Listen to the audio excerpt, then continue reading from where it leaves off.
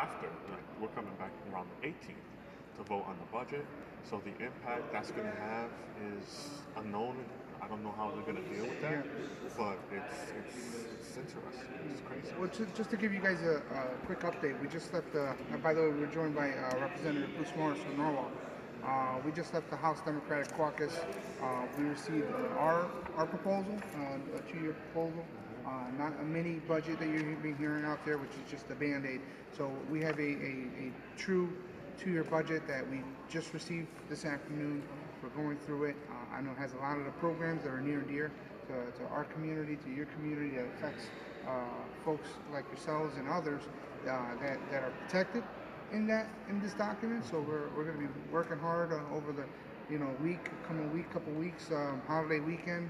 Our leadership's been working extremely hard here, spending all day, all night, working on this document. So we're looking forward to really combing through it, along with Representative Santiago. He's also he's the vice chair of the Appropriations Committee.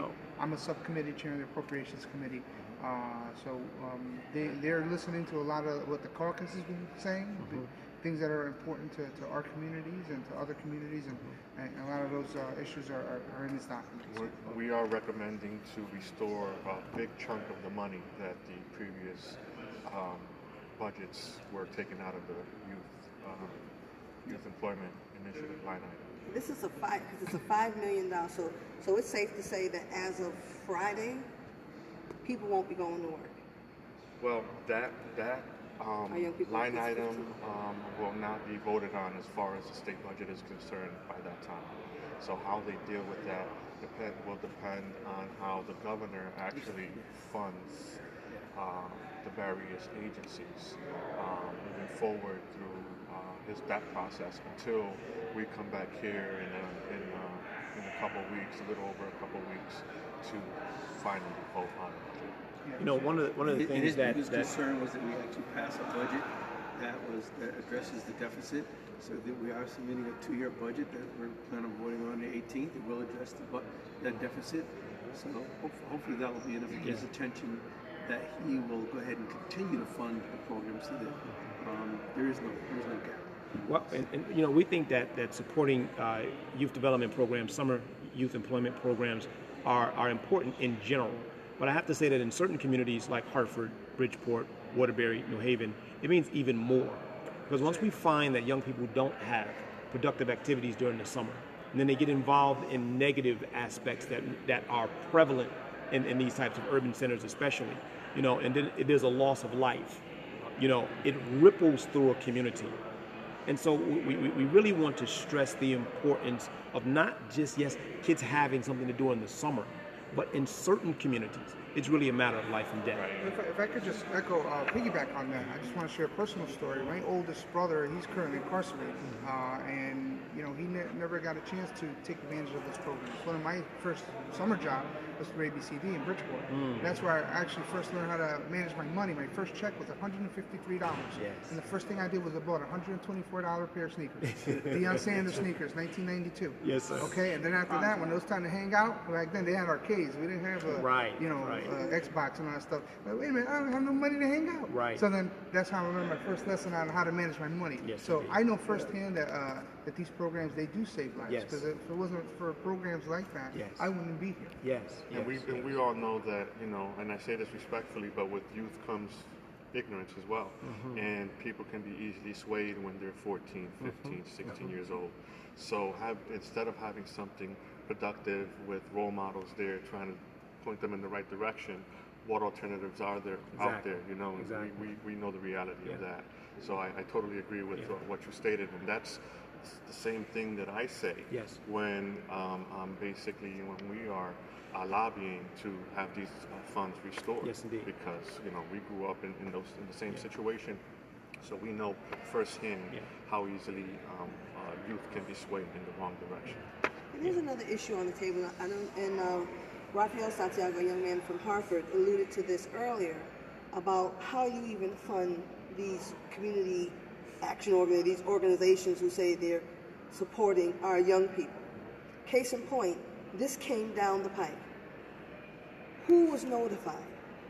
At least if the organizations that we fund were speaking with the young people, right? They can effectively, they're quite capable of advocating for their needs. But this thing came so off the radar. And then we're hearing that other workforce developments knew about it, but they weren't talking to the constituents, those who are going to impact. And this is serious, and I heard Representative Butler say earlier, this is like one of your toughest budgets you've had in a while. So if it's the toughest for you, then survival for our communities is even tougher, right? When the state catches a cold, black and brown folk, we catch pneumonia, right? And so we are in first phase pneumonia here. So, and this is having almost a crippling effect because people are in limbo.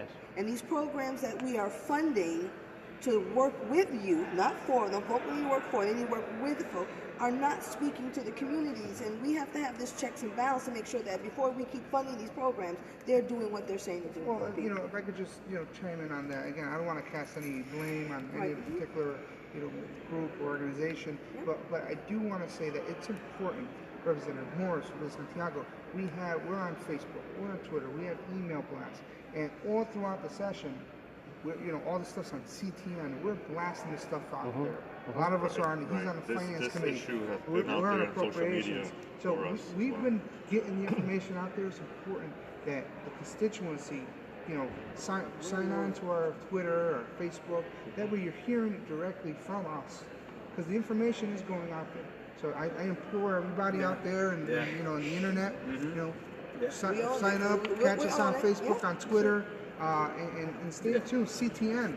I know in the Bridgeport area it's channel 59. I know it's liquid visual NyQuil for some people. If you want to go to sleep, put it on CTN. But it's a lot of the stuff that impacts each and every one of you. They're decided on those programs, on our committee, at the committee level. Get in contact with your reps, and don't put it in somebody else's hands. So how come this person didn't tell me, that person didn't tell me? If I can add that, because Glenn, you're a great advocate, and I'm listening to the gentleman here, so I can tell you are. It's phenomenal to have all these young people here today. But that is one of the challenges of our community, though. We're more reactionary. Right. That's right. We wait until someone's ready to take the money, and then we want to make the noise. So I encourage each of you that are sitting here today, even though while you're talking about summer youth employment or job then, your job all year long is to engage with us. Right? Representative, he said it the right way. He says, we're out there on social media. Engage us on social media. Stay up with CTN because it is your livelihood. And the reality is, for the state of Connecticut to come back, we're always going to be talking about economic development plans. Yes, indeed. But real economic development isn't development if it doesn't include us. Amen. And this discussion has been going on for the entire legislative session. And now that programs are about to feel the impact, is when the awareness is getting out there even more. It should be there should be a way for the information to get out even sooner. So I agree with what you're saying, as far as getting the message out sooner. Because we're also trying to survive, right? So we're trying to stay alert with what you're doing, also keeping our community safe, also making sure our kids get through school, right? School just got out, so we have life. And so we're trusting that those who have the more connections, right, are at least being the watchdogs, if you will, and say, you know what, let me share it. So I'm going to take what you said. I mean, we're filming it, and we are going to process it, and we are going to make an action plan around it so that as we go into the election years, we're about to go for a new governor, elections come up November, we understand the impact of that. So we're just glad that you're listening to us today, and I have to commend them. People were adjusting their schedule. People were trying to figure out, people from Bridgeport trying to figure out how they're going to get down here. And New Haven was saying, is there a bus? Can we get down there? So people were trying to figure it out.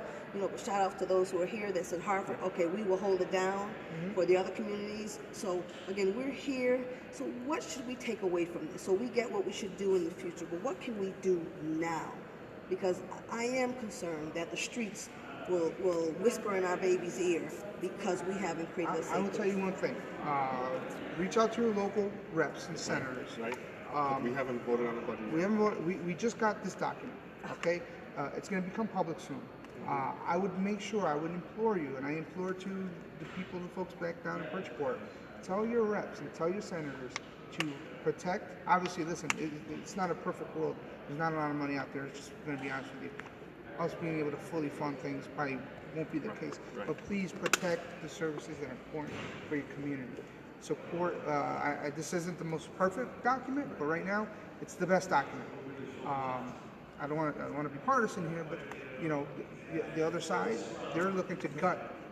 I mean, not reduce. Cut. Yes. Gut. Yes. No longer Yeah. there. Eliminate. Eliminate. Yeah. Right. So, talk to your reps, talk to your senators. Say, listen, support a budget. Could be this, could be a hybrid of this. Support a budget that will protect these services. Yes, indeed. And Yes, that's indeed. going to happen also with public transportation. Yes. Last but We not still least, have we just probably a good 2.5 weeks before we vote, so you can reach out to your local July reps and 18th. to the governor's July office. 18th. July 18th, we will be here. So those who couldn't get a bus to come here We gonna get a today, bus. make Okay. sure you get a bus for July 18th, maybe 19th, but we may be going all day and all night. So July 18th, we will be here. Hold everybody accountable. And one thing I want to say about other communities, okay, outside of the urban center, they line those halls and they Yes, say, they we do. want Yep. this. And we don't represent them, but we listen to them. right. Every one of our people in our community, don't just beat us up. Get everybody and say, Yes, listen, indeed. these are Yes, important. indeed. I don't care if it's, you know what? How many of you guys live in Hartford? Yes, Where do you guys yes. go shop? I hardly go shop, so it's like I go You know what I'm extra. saying? But we go to the movies. If Right. you're going to Manchester Right. or to West Hartford. Right. Go to that West Hartford representative. Say, listen, I spend money in your district. Interesting. I spend money in your district. I go to your district to spend money. And this is important to me. And you let them know, I want you to vote for a budget that protects this because I patron your district. So don't let them off the hook. Don't let them off the hook. Thank you for that, Each and every one of us, even though we live in Hartford, or live in Bridgeport, live in Waterbury, we go and we have economic power. We go to their communities, we spend money, and they have to listen to us. Yeah. All right. Thank you so much for this. Very We well. will be organizing. So I Really would- fast before you leave, how would I get in contact with a West Hartford representative? Public information. Right, so all we'll that talk information. about strategy. If you go to CGA.ct.gov. yes, That's the web. CGA stands for Connecticut General Assembly. Connecticut Yeah. General So CGA.ct.gov.